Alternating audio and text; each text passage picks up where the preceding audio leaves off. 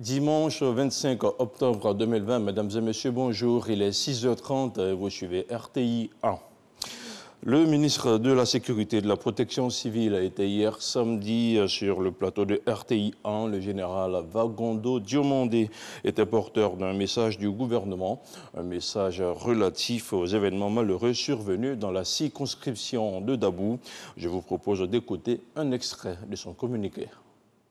Communiqué du gouvernement relatif aux événements survenus dans la circonscription de Dabou. Le 20 septembre 2020, des responsables de partis politiques et groupements de l'opposition ont lancé un appel à la désobéissance civile. Le gouvernement constate avec regret que cette désobéissance civile se traduit par des actes constitutifs d'infractions pénales. En effet, de nombreuses violences ont été constatées dans certaines villes de notre pays. Ainsi, du lundi 19 au mercredi 21 octobre 2020, la circonscription de Dabou a été le théâtre d'incidents d'une extrême gravité. Ces faits se sont caractérisés par les atteintes à la vie, à l'intégrité physique des personnes, ainsi que de leurs biens, à l'entrave à la liberté de circulation, au pillage et incendie. Face à cette situation, un important dispositif des forces de l'ordre a été déployé, ainsi que l'instauration d'un couvre-feu dans le département de Dabou. Le bilan de ces dérapages fait état de dégâts humains et matériels importants. En effet, il a été enregistré au cours de ces 3 jours 16 décès, 67 blessés, 3 maisons d'habitation et une ferme avicole incendiée, 10 véhicules de transport en commun incendiés, plusieurs biens emportés dans le village de Agnébi et de Kpass, 52 individus interpellés, 12 fusils calibre 12 et 70 machettes saisies. Le gouvernement présente ses sincères condoléances aux familles des personnes décédées et souhaite un prompt rétablissement aux blessés. Les premières investigations ont révélé que ces actes ont été suscités avec la présence d'individus non résidents dans la localité qui ont indistinctement porté atteinte à l'intégrité physique et aux biens des membres des 2 communautés en ayant pour sombre dessein de créer un conflit intercommunautaire. Le gouvernement tient à indiquer que les investigations se poursuivent en vue de rechercher et interpeller aussi bien ceux qui commettent personnellement ces actes que ceux qui incitent à les commettre en donnant des instructions ou en suscitant leur réalisation par des promesses de moyens financiers. Tous ces acteurs subiront la rigueur de la loi. Par ailleurs, le gouvernement rassure les populations que toutes les mesures nécessaires sont prises en vue de la protection des biens, des personnes et des institutions de la République. Fait à Abidjan le 24 octobre 2020, le ministre de la Sécurité et de la Protection civile. Suite au communiqué du gouvernement lu par le ministre de la Sécurité et de la Protection civile, le général Vagondo Diomandé a également tenu à faire le point de la situation des violences enregistrées à Dabou. Selon le premier responsable de la sécurité, les auteurs sont bien connus et subiront la rigueur de la loi. Je vous propose de l'écouter. Quel était le mode opératoire à Dabou? Il faut que ce soit clair. Ce sont des individus, comme ça a été dit dans le communiqué, qui ne sont pas résidents de la ville de Dabou. Parce que quasiment tous les habitants de la ville de Dabou se connaissent plus ou moins. Ce sont des individus qui ont été convoyés d'ailleurs et qui ont attaqué les Adjoukrou. Ils se sont repliés, ils sont allés attaquer les Djoula. Les mêmes personnes. Les mêmes personnes. De façon à ce que chaque communauté pense que c'est l'autre qui vient l'attaquer. L'objectif, c'est de créer un conflit intercommunautaire. C'est comme ça qu'elles ont opéré. Les dispositions ont été prises dans le cadre spécifique des élections. Ce qu'il faut bien comprendre, c'est qu'aucune force de sécurité n'a été retirée de sa position depuis toujours. Bien au contraire, les effectifs ont été renforcés.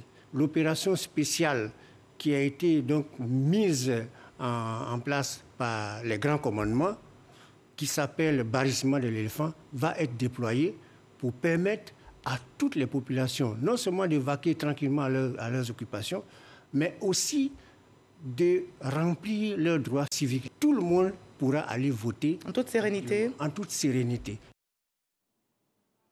Je vous donne à présent lecture de 7 autres communiqués qui émanent de la ACA en raison du deuil national de 72 heures décrété en la mémoire du ministre Sidiki Diakité suite à l'autorisation de la Commission électorale indépendante CEI, la haute autorité de la communication audiovisuelle ACA, après consultation des candidats, modifie les jours et heures de passage à l'omission face aux électeurs comme suit. Mardi 27 octobre 2020 à 21h15, M. Alassane Ouattara ou son représentant. Mercredi 28 octobre 2020 à 21h15, M. Kouadio Kounambertin ou son représentant. Jeudi 29 octobre 2020 à 21h15, M. Afinguissan Pascal ou son représentant. Et enfin, vendredi 30 octobre 2020 à 21h15, M. Bédier Konan Henri ou son représentant, fait à Abidjan le 24 octobre 2020 pour la ACA, le président signé Maître René Bourgoin. Et on poursuit ce flash dans le cadre du projet de renforcement de l'alimentation en eau potable de certaines localités de l'intérieur du pays. Le ministre de l'Hydraulique a initié une série de tournées à l'intérieur du pays, tout naturellement. Laurent Tchagba était à Mankono pour le lancement des travaux d'un projet d'adduction en eau potable. Les travaux prendront en compte 12 localités de l'intérieur. Ils seront réalisés avec le prêt d'une banque chinoise à hauteur de plus de 170 milliards de francs CFA. C'est un compte-rendu de Charles Tatou. Le problème de manque d'eau potable s'est accentué dans 12 villes du pays, dont Mankono. Dans 2 ans, le calvaire des populations de ces localités sera en lointain souvenir. L'État ivoirien va effectuer des travaux de renforcement de l'alimentation en eau potable avec le prêt d'une banque chinoise à hauteur de plus de 170 milliards de francs CFA, dont plus de 11 milliards de francs affectés à la région du Béré dans le cadre de ce projet. Immense joie donc des populations de Mankono, heureuses de cette bonne nouvelle. Le ministre de l'Hydraulique y est venu pour le lancement des travaux, mettant l'accent sur la particularité du projet dans le Béré. Nous prenons donc de l'eau 15-20 km pour venir à Mankono. Parce que Mankono, Séguéla sont des régions où les nappes de fracture nous font des infidélités. C'est-à-dire qu'aujourd'hui on a de l'eau, demain la nappe baisse et on se retrouve à ne pas avoir de l'eau pour donner aux populations. Et ça, nous avons le cœur meurtri.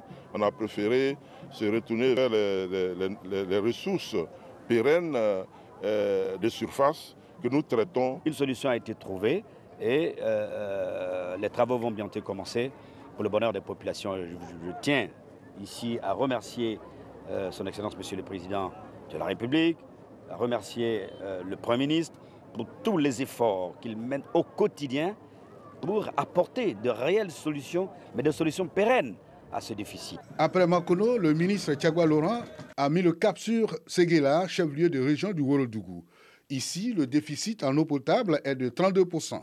Pour le ministre de l'Hydraulique, les travaux d'équipement hydraulique vont être réalisés à hauteur de plus de 18 milliards de francs CFA. Ici, c'est que nous avons déjà premièrement un château d'eau qui existe, que nous allons réhabiliter, mais nous allons laisser l'eau qu'on prenait dans le Yani pour aller prendre de l'eau dans le Sassandra. Élus et cadres de la région ne cachent pas leurs joie. De la sous-préfecture de Kamalo, c'est-à-dire où la nappe d'eau a été trouvée, notamment Baxémien.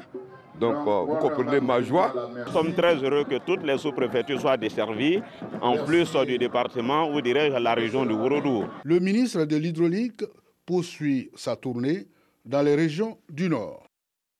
On parle à présent de religion, la 22e édition de la cérémonie du Chandelier d'Or, une cérémonie qui distingue les personnalités religieuses et civiles. C'est tenu au Palais de la Culture de Treichville à Abidjan. Autour du thème La paix et le progrès aux portes de la Côte d'Ivoire, plusieurs personnalités qui œuvrent à renforcer la cohésion sociale ont été honorées. Des prix ont également été décernés au meilleur choral de l'année 2020. On en parle avec Godefroy Okambawa. Elles sont au nombre de 6, ces personnalités distinguées au cours de cette 22e édition des Chandeliers d'Or. Identifiées avec l'appui de la direction des cultes, ces récipiendaires, issus de plusieurs communautés chrétiennes et de la société civile, sont honorés pour leurs actions de paix et de développement. La paix, personne ne va nous la donner, c'est nous-mêmes qui devons la construire. Et en tant que croyants, la paix se construit et Dieu nous l'a déjà donnée.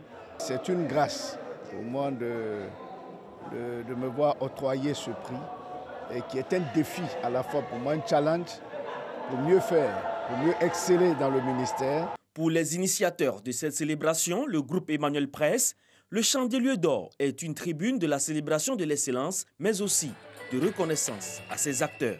Aux récipiendaires nominés du jour, je voudrais dire que vous êtes des acteurs et des vecteurs de paix par la qualité de vos ouvrages, à travers vos prédications et bien d'autres activités. Les premiers missionnaires sont entrés par Grand Bassam et nous célébrons cette année le 125e anniversaire de l'Église de Côte d'Ivoire. Grand Bassam a une dimension spirituelle importante, donc Grand Bassam est une ville éminemment spirituelle. Il était tout naturel pour nous d'accompagner cette initiative des Chandeliers d'Or. La 23e édition, en termes de version musique, nous allons mettre l'accent sur les groupes musicaux qui vont glorifier le Seigneur.